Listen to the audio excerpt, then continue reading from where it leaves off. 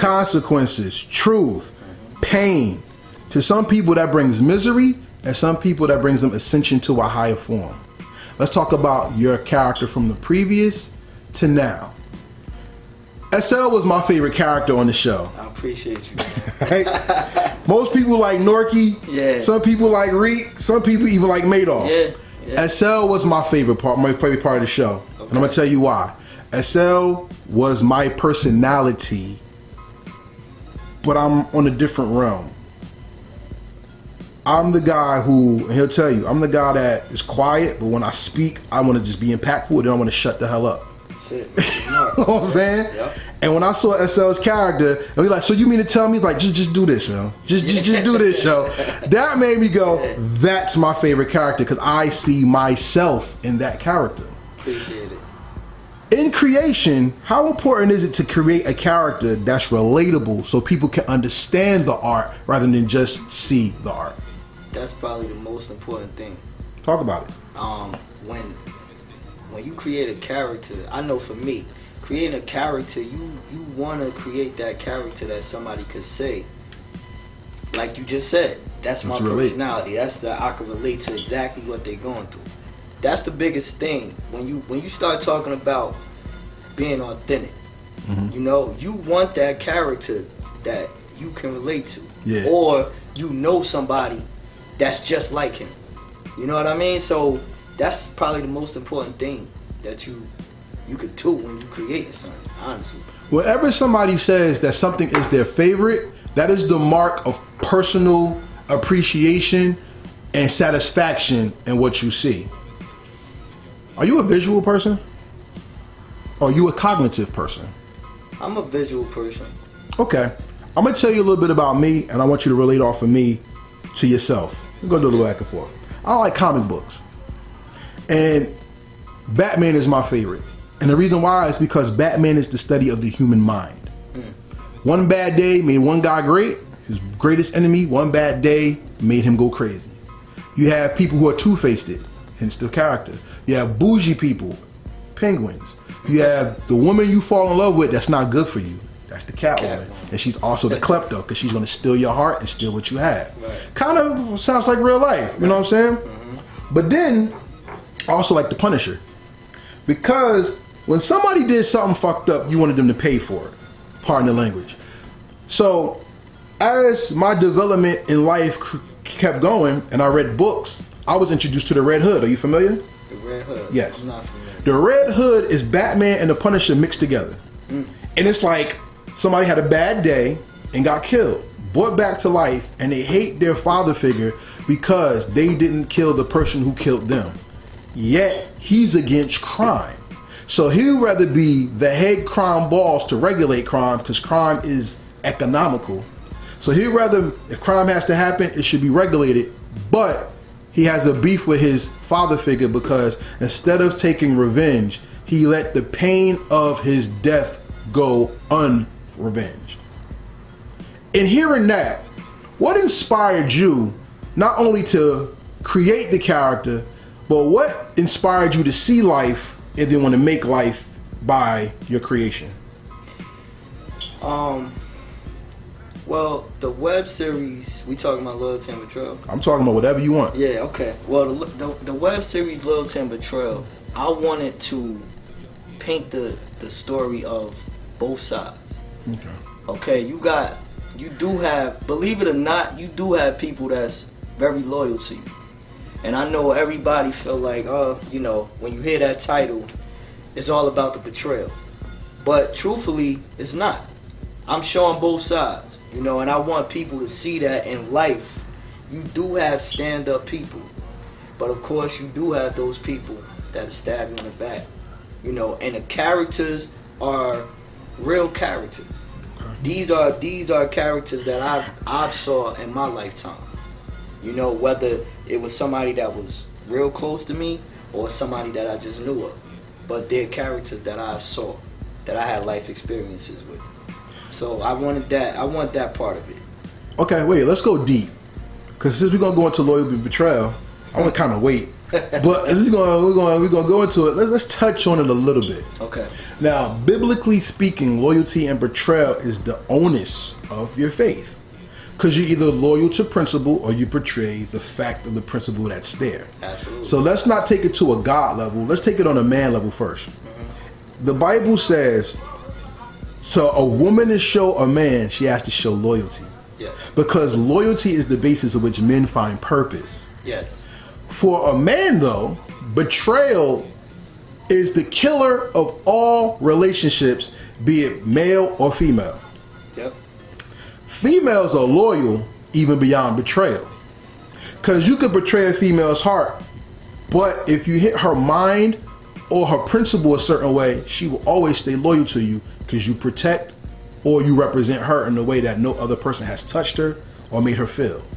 So when you name something loyalty and betrayal, to me, and tell me if I'm wrong, you're not hitting on just the street level of what loyalty and betrayal is. You're talking about the spiritual significance of relationships. Absolutely. Tell me about the relationships, not of the characters yet, because I don't want to, Tell me about the relationships that you wanted to hit on that you put an emphasis on in this web series. Family. And that seems to be the biggest war that most people have. Mm-hmm. Tell me about it some more. Family. This is basically behind what the story is about. Is family. Okay. And sometimes, and what people don't realize is family is not only blood. Family is somebody that's really, really close to you, like a brother. He may not be a blood brother, but he's like a brother. You grew up with him for 20, 30 something years. He slept at your house, he's ate at your house, he called your mom. That's family. Mm-hmm. So this whole thing is really about family. When you actually sit down and you watch the relationships and what's going on, the first thing that's gonna come to your mind is family. The most hurtful thing about family is family think they know you and then they judge you. Right. It's written that your enemies will come from your own household and the love will come from strangers outside your door. That's true. And it seems like when you SL, I know I changed his diapers, he can't be that guy. Right. And then you're that guy. It's like, yeah. You know what I'm saying? Yep. But then just the same way, it's like, yo, who that? That's S. Oh, well, let's see what he about. And then they gravitate to you more because of your truth and honesty rather than your history. Right. You kind of wear two different masks. Yep. So, if the world is a stage and everybody plays the part, what part of the stage reflects not only the relationship of life, but the burden of loyalty and betrayal in the series as well? What part of the stage? All over the stage. to be honest with you, all over the stage, because with this particular web series, it's not a web series where you're gonna point out this person and that person and focus on them. It's like, okay, I know their relationship, but what's going on with them two? And then what's going on with them two? It's that type of thing where it could be, somebody could be betrayed from anywhere.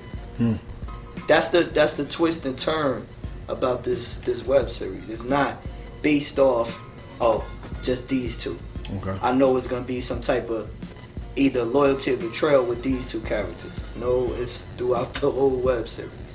Okay, I'll touch on some other parts in the next part of the interview, but something you just said just really sparked something into me, and it kind of rubbed me a little weird.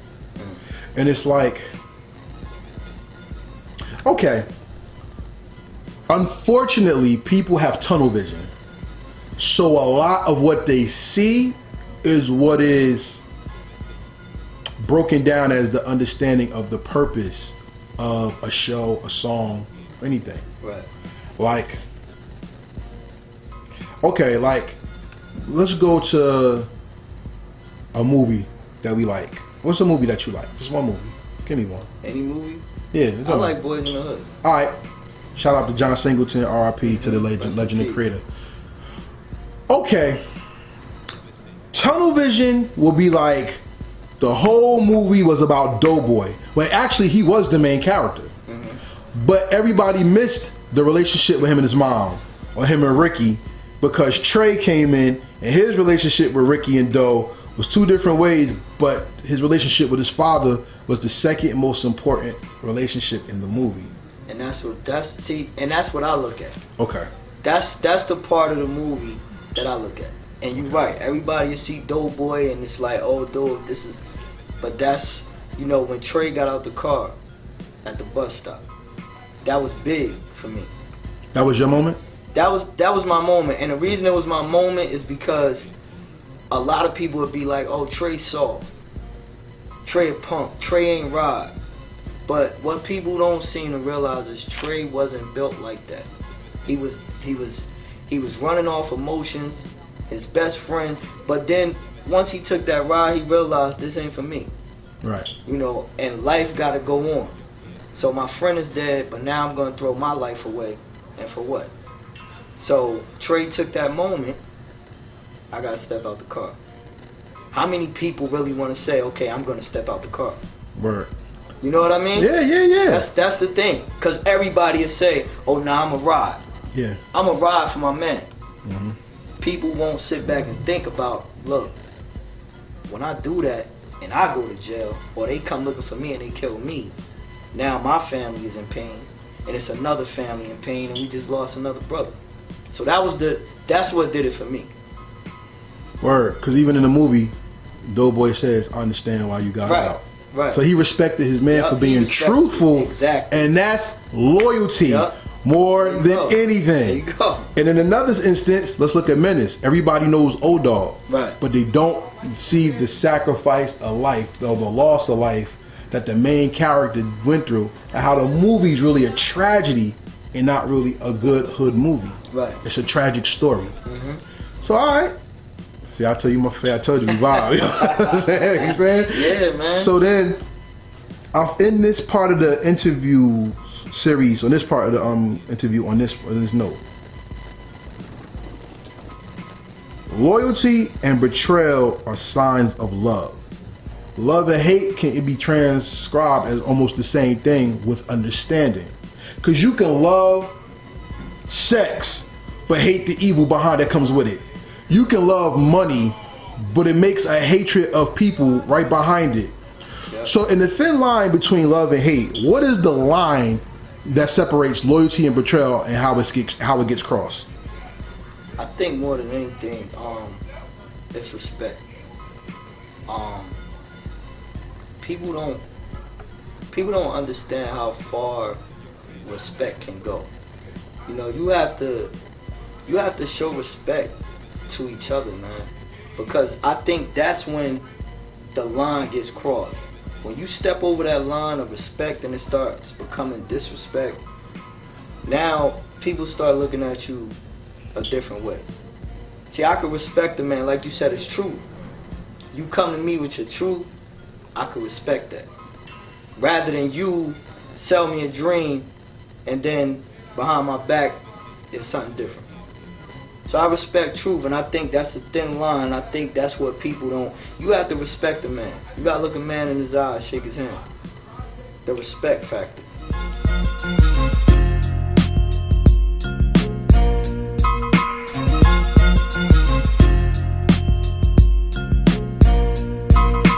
Devastating.